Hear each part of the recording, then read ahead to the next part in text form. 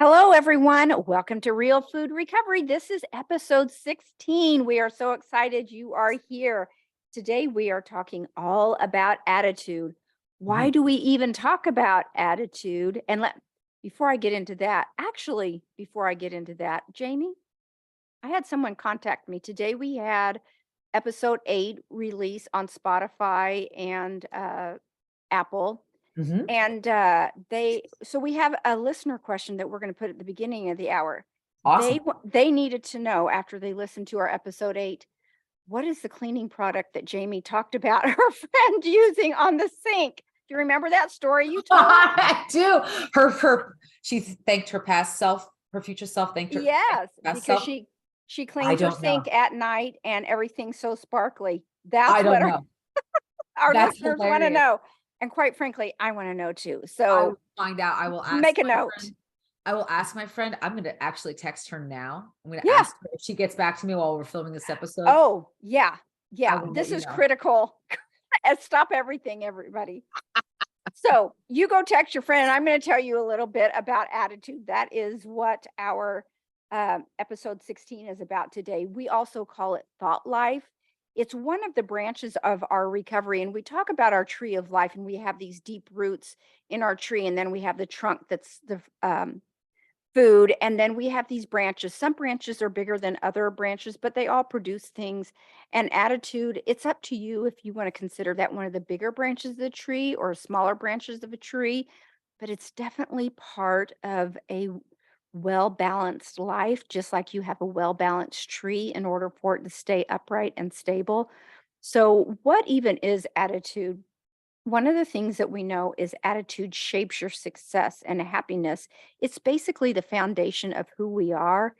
And it's a settled way of thinking or feeling about someone or some things. And it's related to our behavior. Everybody knows when somebody has a bad attitude, right? Few people hide that. So that is something that we wanted to bring and make that an integral part of our recovery. We talk about what is thought life, and we've decided it's observing the thoughts we have on a regular basis and noticing which ones bring us closer to our goals and the ones that take us further from our goals. So, we're going to get into, does attitude really matter? What's the big deal about it anyway? And I want to start out with a story. You have heard me, if you've been following us, telling about my husband who was hit with sepsis a year ago. And I might have mentioned this component of the story on a previous podcast cast, but it bears reminding that when he made it to the hospital, he was very sick by the time he got there because we just thought he had the flu. So he was at home probably almost 18 hours at least after we could tell that symptoms had started in. So they told us when we got there that things were grim. And the doctor pulled me into the hallway and said, this is a 50-50 deal with sepsis. And I'm starting to, sink into a puddle. He said, but there's one thing that changes someone from 50-50 to 60-40, and that is their attitude. And he had that. We had that. We had a purpose. So after 10 weeks in the hospital, 3 major surgeries, several small procedures, he was put on dialysis, he was given chemo, he had to learn to swallow again, eat again. This attacked literally every organ in his body. His vision was blurry, he was in extreme pain. He would eventually lose both of his legs, and then he would be sent to rehab to try and even be able to transfer from a bed to a wheelchair was a monumental feat for us. But for him, I never remember him complaining one time, even when things were at their worst. And it's interesting that the doctors, they understand how much attitude makes a difference. They don't give you a medical explanation. Oftentimes they say, I don't know why this affects us, but we understand that Absolutely. attitude affects us on a cellular level. A positive attitude may enable you to reduce your stress, cope with challenges in a healthy and productive way, achieve goals, and maintain overall mental and physical wellness. It really just reflects the way you see the world and thus affects every aspect of your life: health, relationships, happiness, well being, and success. Attitude is the most important factor in determining how well we do in life. Yes, yes, yes, yes. And I just couldn't agree more, Paige. And what is so beautiful, and I was with you cheering, you on, cheering your husband on during his medical, his trials, right, in the last Right. year. And I was listening, and when you would give an update, and I could not believe, what he was going through, what you were going through. And I could not believe how you were just so resilient to not only encouraging him, but staying on track yourself. You never, Yeah. went back into the food. You never went back, into a pity party. You never went back into that mindset. Not even an old mindset. It's never your mindset. It's not been your mindset that I've known you to, Yeah. to question. You just keep moving forward.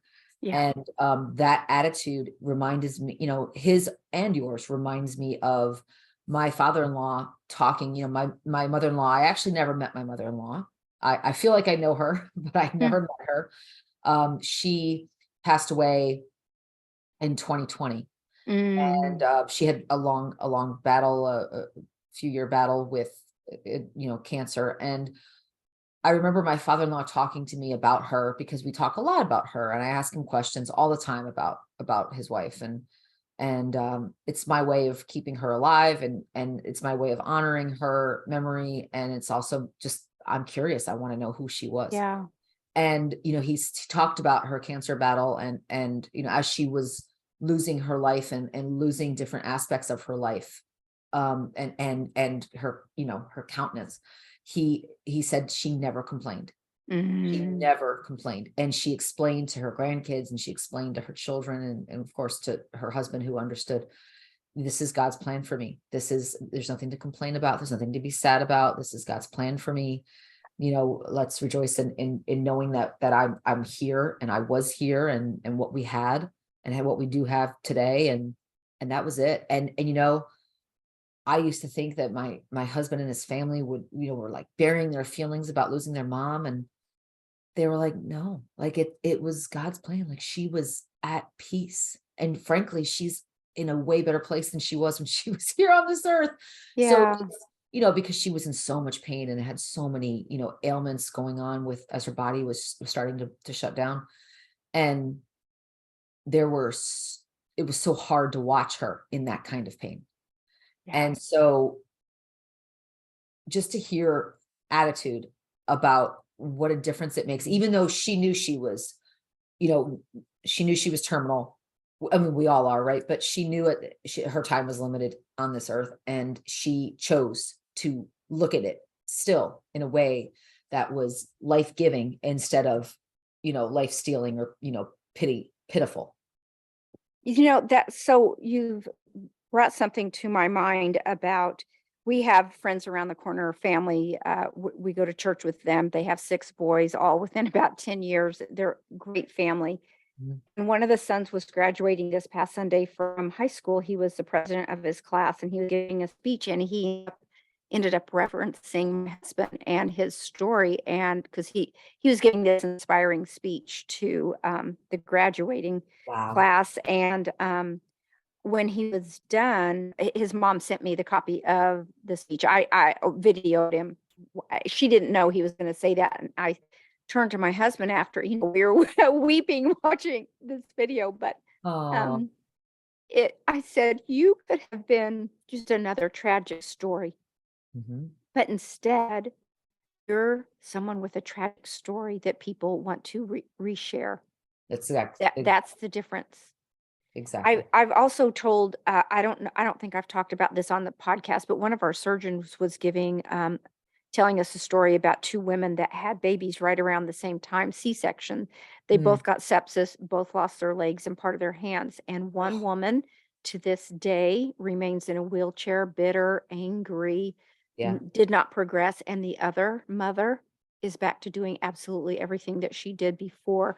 And he said the difference was their outlook, their attitude, Amazing. everything that happens above the neck. is what catapults us forward in life. Have we talked about that story about Corrie ten Boom? This one is so profound that I have got to share this one. It's about the Let's German talk. the German concentration camps that this little Jewish girl was in with her sister and some of the other obviously people that she knew, and they were infested with fleas. All these concentration camps were just infested with fleas, and everybody was bemoaning and complaining. And she's like, no. There's a book on her, Corrie ten Boom. She said, I'm grateful. I have gratitude in the fleas. It keeps the guards out. They won't come in here and molest us or hurt us or beat us or anything like that. Mhm. These fleas are here to protect us. So there is nothing in this world that you cannot change as far as your perception.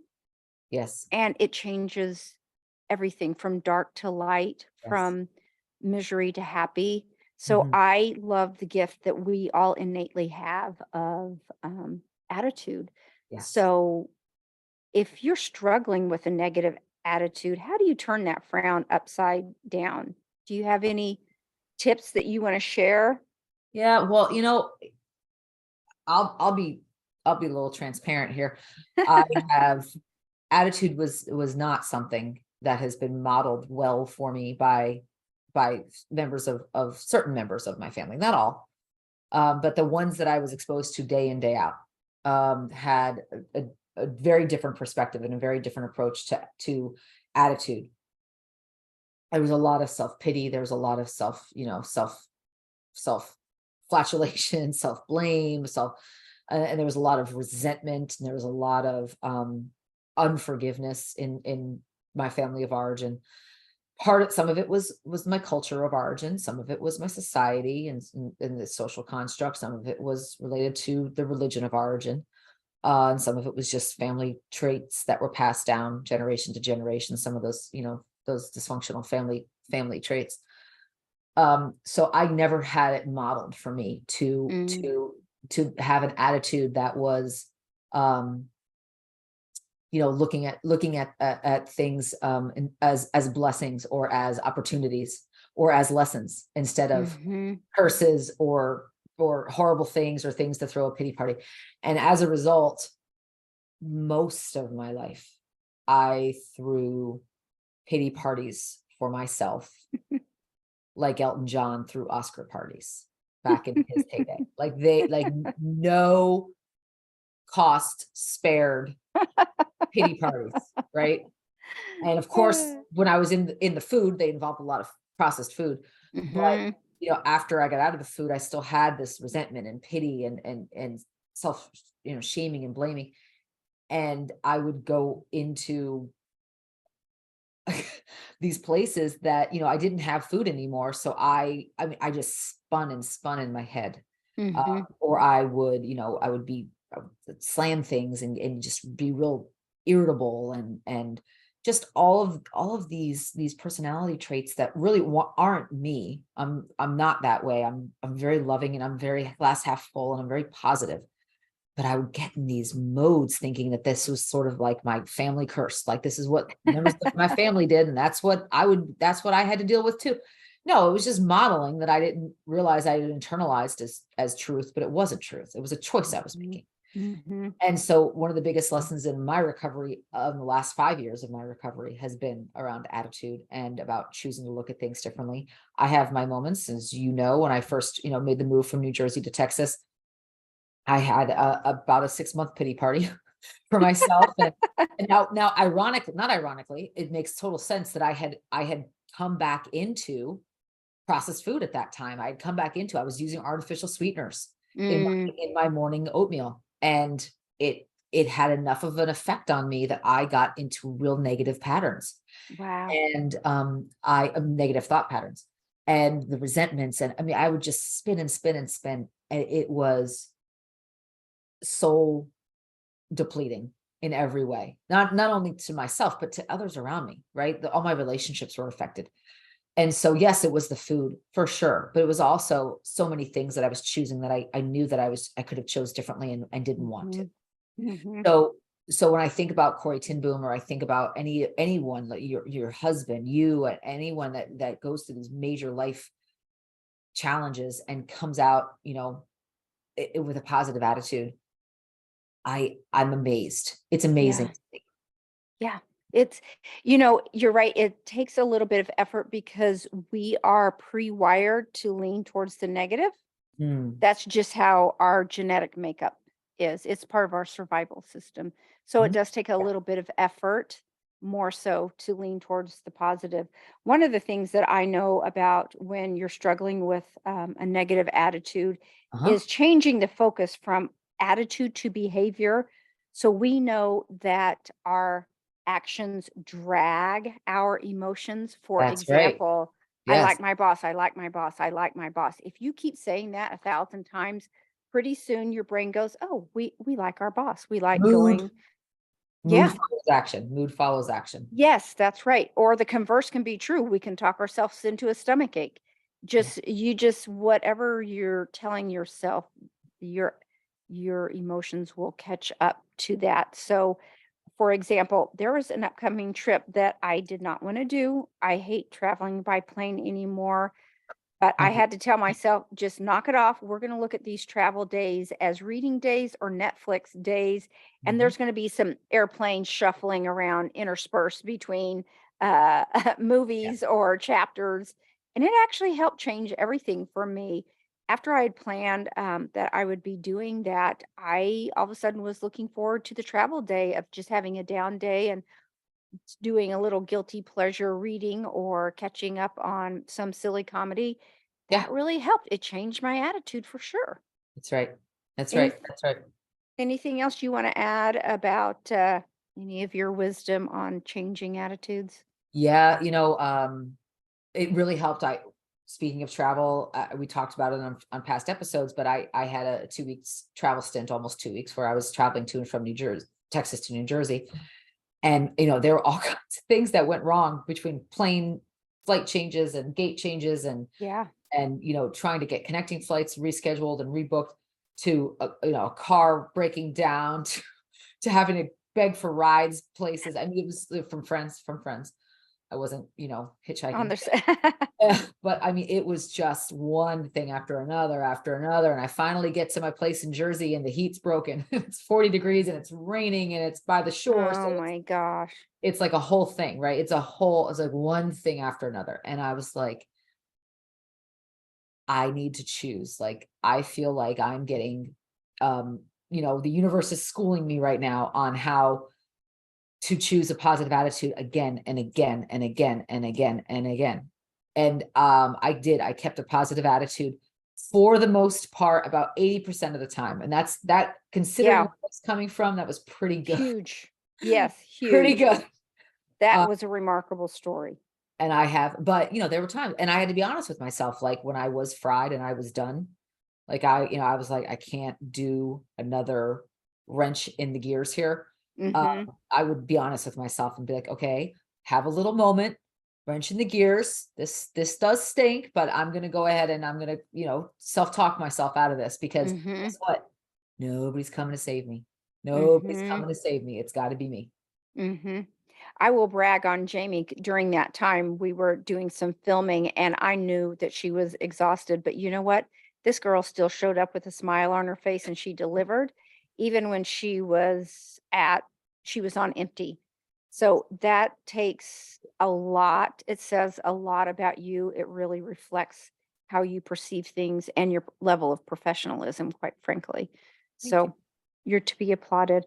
So, that kind of leads into the next topic I want to talk about is when you are around people with a negative attitude, isn't it just like a wet blanket all over you? I mean, negative attitude really from others, it affects everyone Everything. around you, not yourself. Though those people that are sour, it's unbearable. I can't get away from them fast enough. I've mentioned my friend Jennifer on here before. She's always positive and bubbly, and she's who I climb my mountain with every year on my birthday, my 14,000-foot mountain out on Pikes Peak in August. Anybody that wants to come, there's room on the trail. It's So amazing. it takes us about 8 hours. So the first 7 hours, no problem. But that last hour is a real bear. That's when fatigue and altitude set in, and then it is really the only thing between you and the top of the mountain is your attitude. Because I have had people with me. One year we had 16 people, and those people that started getting negative, they had a horrible experience. The pain was exponentially more painful. The cold Yes. was exponentially more cold. The the um the steepness of the mountain was exponentially steeper. Yeah. Everything just got so much worse for me. But on the flip side, I had a girlfriend named Marcy join us one time. Last minute, she decided to do it. She hadn't really trained, but it even rained on us. But she had a positive attitude the whole way through. And that was the year, this has never happened to me before. Um, that we so afternoon storms come up every afternoon in Colorado. Unfortunately, there's lightning too, and so we tried to be off the mountain by 2:30. Right. This storm came a little bit earlier. We don't care about the rain. We do care about the rain. We care about the lightning because by the time those storms come up, we're above tree line and we have no protection. Right. But even though when it was starting to rain, the most important thing when you're hiking is to stay dry for your feet, especially, but Yes. otherwise hypothermia can set in. You've got to stay dry. Since she had decided last minute to join us, she didn't have a poncho. I happened to have one extra poncho at the bottom of my backpack because I had done a half marathon in Las Vegas, like a few months prior to that. So you had it in Unfor- there. Unfortunately, it was an aluminum, it's like a heater poncho that people put on Oh, after races, yeah. but that's all I had. So I had to give it to her and she was wearing it and there was some lightning in the distance. And I looked at her and I said, "Oh." She said, "What?" And I said, "Oh, nothing. You just look so pretty." What? She had her hair was standing on top of her head. But I said, "You just look so pretty, but I'm gonna need to get that poncho back right away." Yeah. But even when we were in those dire circumstances, I don't think her smile ever left her face. She's just a naturally positive, Amazing. bubbly person. So it's just another story of people, inspiration from what is possible for us to Yes. do as humans. Do you have any comments on any of that? Yeah. No, it makes total sense. And I think about all the ways that I've made my life harder, right? Again, it was Good modeled from what point. was taught to me, but I've made my life so Yes. much harder than it needed to be. Yeah. And I'm sure my recovery was harder than it needed to be in certain stages. But it's so interesting when I think about a negative attitude or maybe false beliefs, right? False self beliefs about, Mhm. I think about it, I equate it as holding on, like white knuckling Yeah. grip on a bar and not wanting, or a side of a mountain, just to borrow your story. What if I let go? Will I be okay if I let myself fall? Yeah. And that's really what it is. It's am I gonna trust that the universe has me no matter what? No Yeah. matter what, that it's like my negative attitude is almost a way for me to try to control a situation because, oh, I just know it's going to be this way. Yeah. And it is, because of Yeah. course it is. Yeah. I But I love I loved what you said about I made things harder for me because when our kids were little and they would be acting up and acting a fool, I would say, "Is what you're doing helping the family or hurting the family?" And it's a joke to everyone. I know they're going to be saying it to their kids too, but it's true. Why make it harder than it yes, has to be?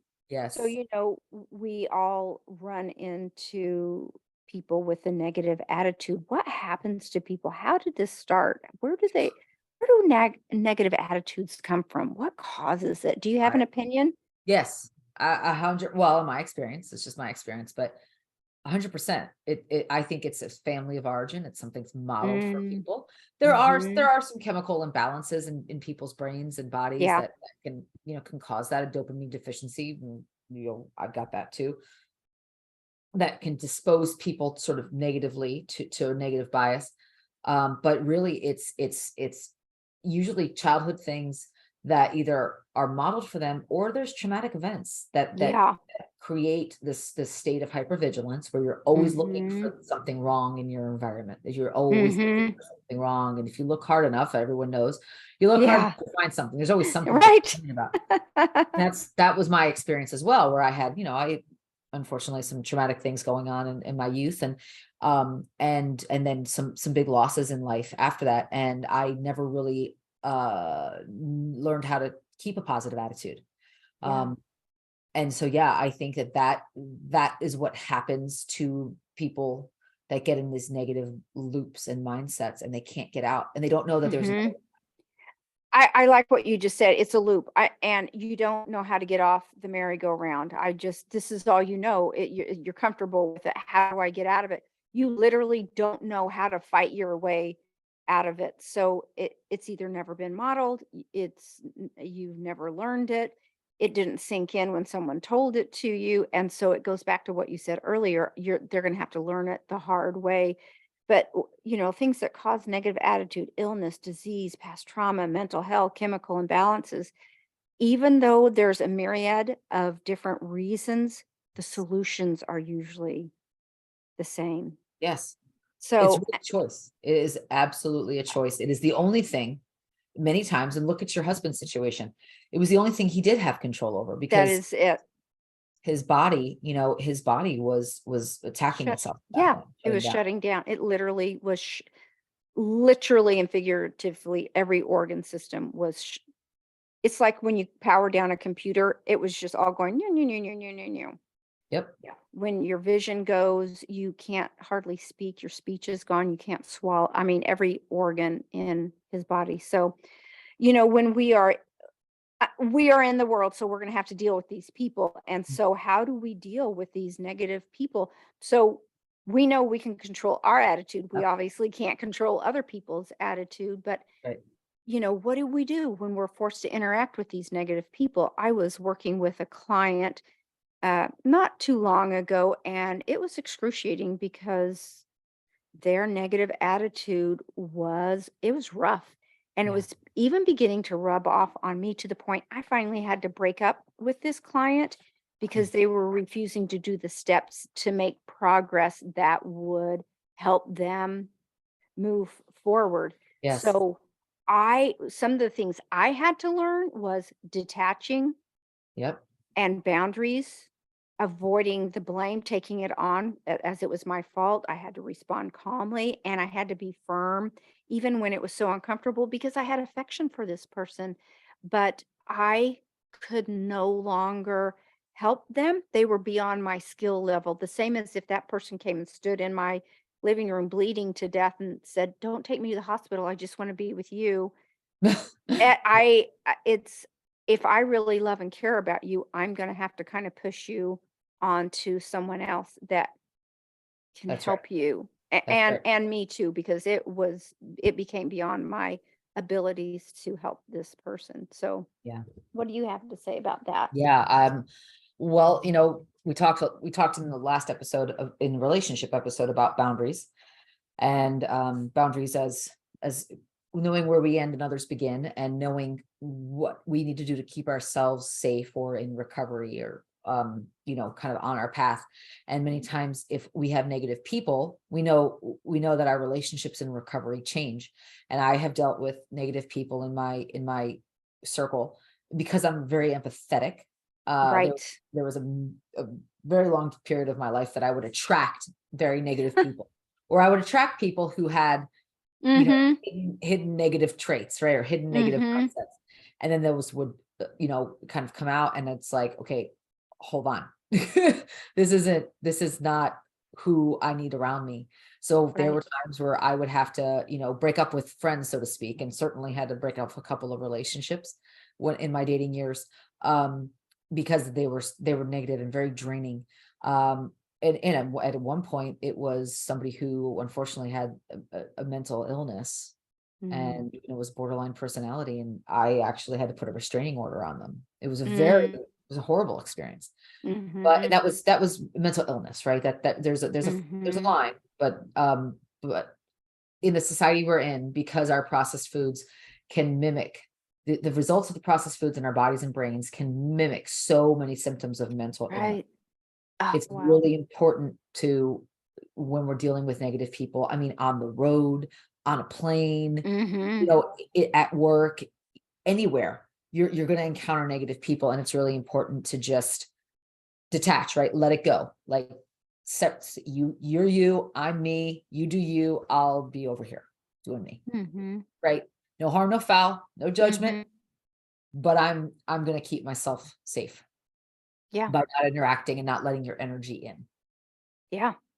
Do you think you can even progress in life without this positive attitude? Can you reach your goals and Oh if no, you're I don't think so either. you It's wouldn't even pretty have a goal because you'd think you wouldn't hit it. Yeah. Yeah, great point.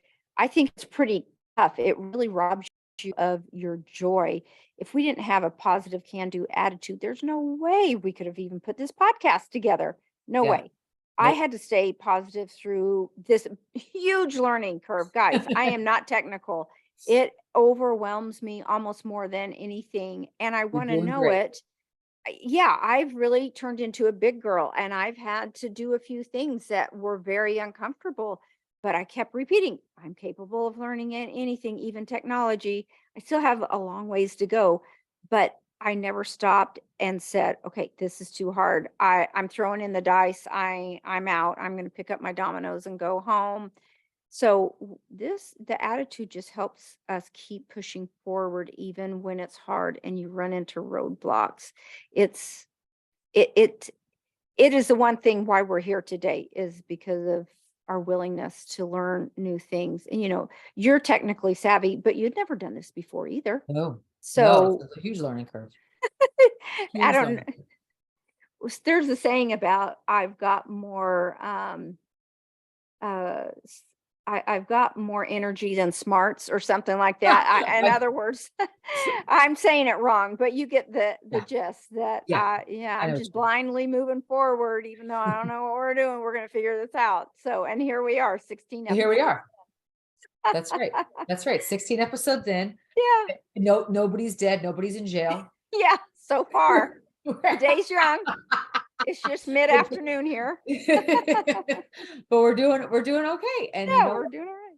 There's there's only upside, right? To learning and to growing and to bringing the message to people. And you know what? Yeah. If I have to send a smoke signal, if I have to do, some kind of carrier pigeon Mm. communication to get people to understand our message, I'll do that too. I'll go back to the old ways, seances, whatever, whatever.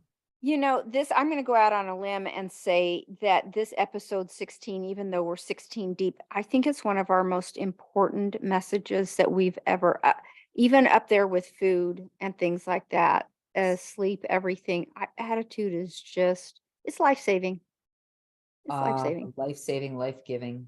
Yeah. It is, it really, and um, it's so interesting because I think about your story and the health challenges with your husband and his journey.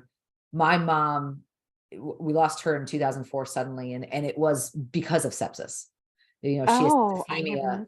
It was a secondary infection from Oh, bronchitis wow. that landed in her. It landed in her pancreas, or her pancreas was inflamed, and it had ruptured, and she was septic So by that point. sorry. And so there are minutes, right? Minutes matter with septicemia. And Oh, yeah. I'm in the healthcare field, and I hear all kinds of stories, about sepsis and those adverse events, right, that happen. And my mom was one of them. And so it's so interesting to know that, my mom didn't have a positive attitude. Right. She spoke up, but not enough. And she Mm-hmm. believed that she wasn't emergent enough. She believed that she wasn't as important a case to be seen in that Mm. emergency room. She sat in an emergency room for 12 hours Oh, wow. That's waiting to be triaged. And not with yeah, with sepsis, that's a lifetime. that's exactly. And she died at 4 a.m. the next morning after they admitted her in the evening, 7 o'clock in the evening, the Yeah, night before. She was already past the point of no return. Her organs that's were shutting down. She was yeah. shutting down. I think I've told you before, I called the EMS at 1 in the morning because I just was restless. Something wasn't right. And he just wasn't being clear. And they said, had I waited till morning, he would have been dead at home. Yeah. So you are so right on about your mom's story. It progresses that fast. And I'm very sorry that that happened. Well, but attitude of her attitude of, even the family member that was there advocating for her, their attitude was, her issues aren't emergent enough, and they couldn't get the right attention. And Mm, I'm certainly not blaming them at all, because they didn't know, right? The right. medical professionals right there in the building with them weren't assessing her appropriately either, right? So Hmm. it was a huge breakdown of communication. Right. But there was also, I think, this limiting belief inside my mom that her needs didn't matter. And Hmm. I believe that even that kind of attitude can contribute to negative Right. outcomes. Sure.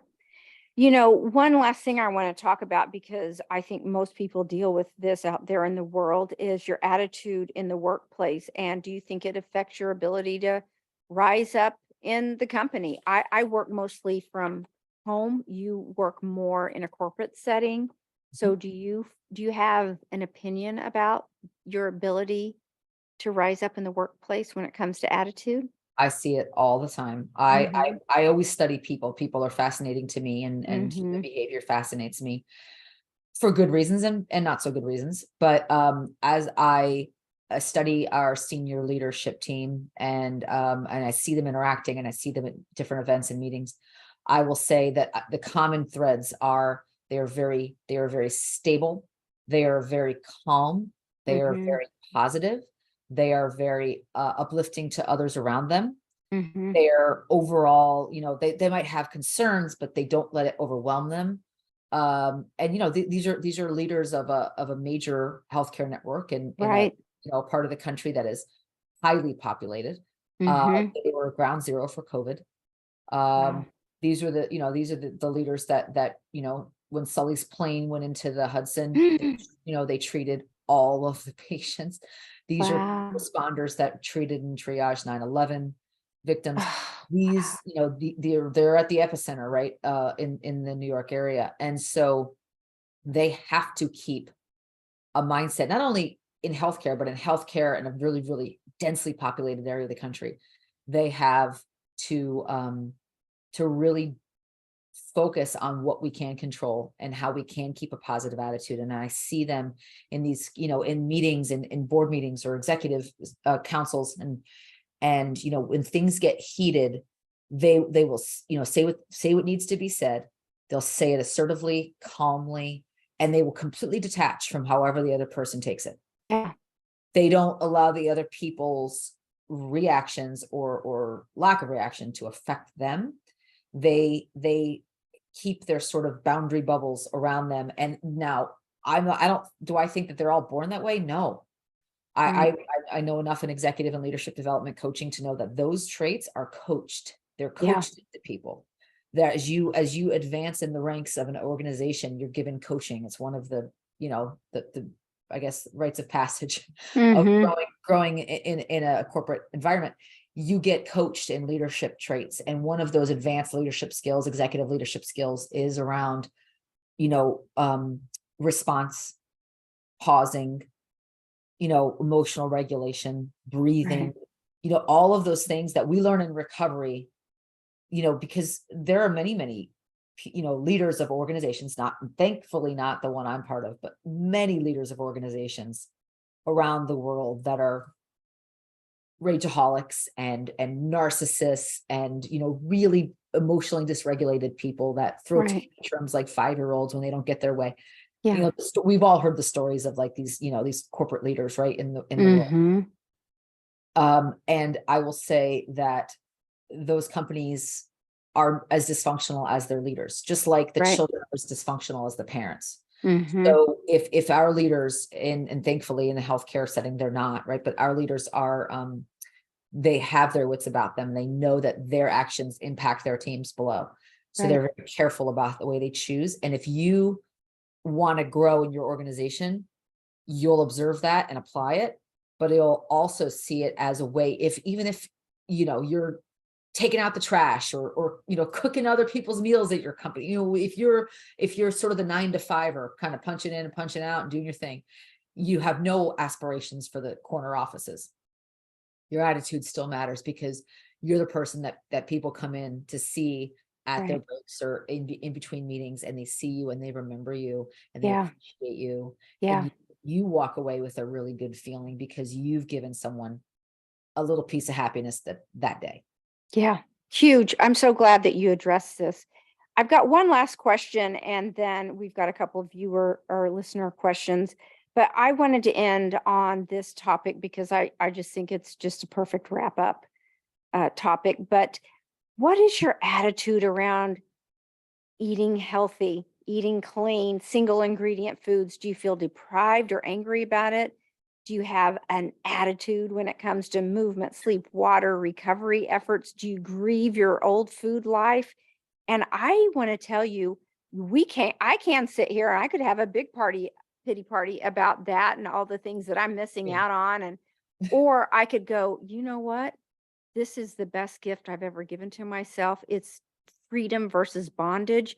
So Yes. my attitude around single ingredient food, missing out on the birthday cakes at birthday parties or Christmas desserts, I am so relieved that I don't have to fight that battle anymore and invite pain and suffering. I don't have to do it the hard way. I can do life much more pleasant. And so, why would I ever have a bad attitude about all these beautiful things that I do for myself, starting Yeah. with clean eating? Yeah. Yeah. And the way I look at it is I can choose my hard. I love that phrase, choose my hard. I can choose my Yeah, hard now, and that's how I used to think of it. I used to think of clean eating and saying no to the world of addictive food. I used to think of that as hard. And then, when I understood, a little bit of pain now means that I don't have the hard later of right, I work in hospitals all the time. I see families spending hours and frustrating phone calls and right, pharmacies and the expenses and the insurance companies and the doctors and the appointments and taking time off of work. And that's hard. Getting, right. as Dr. Caldwell Esselstyn talks about, beaten reverse heart disease. He talks about, people think it's so hard not to eat really greasy, Yeah, food and things that are laden in artery clogging ingredients. He says, well, that is a lot easier than laying on a bench and getting your chest cracked open to right, have your arteries rerouted, like right, that's and bypassed. right, That's really hard right. compared to just saying no to the pizza, right? So it's Yeah. just Hmm. it's so fascinating. Yeah. So choose your heart. I grieved for sure. I grieved when I realized I needed to be abstinent on the processed food. But I mean, I grieved it for like a night. Like I wasn't Hmm. grieving in like, support groups about it. I, Yeah. I, I was in recovery groups, but it wasn't because I was grieving the food. It was because I didn't know, I didn't have the tools to live and react and respond to life in a healthy way. So that's what I needed to learn because I'd used food to just numb everything else. Right. So yeah, I did grieve it. But now that I'm past that, I don't look at it anymore as a loss. I look at it as, man, like it is momentary. It took me, I started to time myself. It took me seconds to eat something that was Right. a cookie, a donut, seconds. I mean, 30 seconds or a Yeah. minute. It took me to eat a meal of really junk food. It would take me, what, 20, 30 minutes maybe. Yeah. Hmm. For that number of minutes, I would have days of pain, Right. have hours and Hmm. hours of beating myself up and blood pressure issues and diabetes concerns and doctor visits. And why? For 30 minutes of Right. it's crazy. And it's Yeah. not 30 minutes. It's really, the way I used to eat probably was closer to 10 or 15. Yeah. Hmm. Just Yeah. the math doesn't add up. Right. This is a better deal. And I'm here to tell you that clean eating also accentuates a positive attitude as Absolutely. well. So they really go hand in hand. I'm so glad we had a chance to talk about this today. I just huge, huge, huge. I've enjoyed this episode immensely. Oh, too. I've got a couple of quick viewer questions. I think we can just do them pretty quickly. I keep hearing I need to process things in order to be in recovery. What does that even mean to process your emotions? And is it really even necessary? I think I'm fine. You, So good question. This is something that it's really near and dear to my heart because I spent most of my life pushing my emotions down with food or resisting them, right? Saying, oh, that's not really what's happening inside of me. I'm just going to push that away and resist and resist. And as we know, that what you resist persists. And now what processing my emotions to me means is, instead of pushing against them, now I'm just like, oh, okay, come on in. What's going on? What are you feeling? Oh, oh, there's some resentment there. Or, oh, there's some sadness there. Where's that coming from? Oh my God, I would feel sad if I had that happen too. I talk to the parts of me that are experiencing these emotions, and I self-soothe and I reconnect and I acknowledge and validate how those parts are feeling. And usually it's an inner child or an inner teen or some past part of me that feels these things and has these memories, or is reacting to something new in life that is based on an old hurt. And I will be able to literally process the emotion. Process means acknowledge, accept, validate, turn it around if possible, comfort, forgive if there's forgiveness that needs to happen, self-forgiveness or other forgiveness, and move on and yeah, let it go and move on. That's brilliant. processing. I've never heard that definition that way, but I hope everybody heard that, and if not, they need to rewind and listen to that again. That was excellent. Sure. Well, I think we should dive deeper into an episode about this because Emotional there's a lot there. processing. There's a lot there. Mhm. The last one, and then we'll wrap up here. I am noticing that the changes I am trying to make in my life are not happening easily. It's very frustrating. What am I doing wrong? And I'm here to tell you, you're doing nothing wrong. This is very normal for things to not happen easily or quickly. Change and new habits take time. Just be patient, but more importantly, remain consistent, because Yes. that's where you're going to find the success, is if you just consistently keep at it. So Okay. change doesn't happen easily. Just hang in there. And you know what? You're here listening to us. That is a point in your favor for making change. So That's good right. job. Good job to you that are here. Very true. Well, that wraps things up. Thank you so much. I appreciate your the time we spend together. Very Always, valuable. always, always. And you know what? Come back soon because when on future episodes, we're going to be talking about how to travel and navigate food obsession and addiction recovery while traveling by air, by car, at different restaurants, different, outside of your normal home life. And we'll Mhm. be talking a lot of, we'll talk more about the emotional recovery as well. That's a big topic for us. And you can always find us, guys, on any of the major social media platforms, Real Food Recovery, or on Instagram, Real Food Recovery 23. So thanks all for listening. Paige, I'll see you soon. Bye guys. Bye-bye.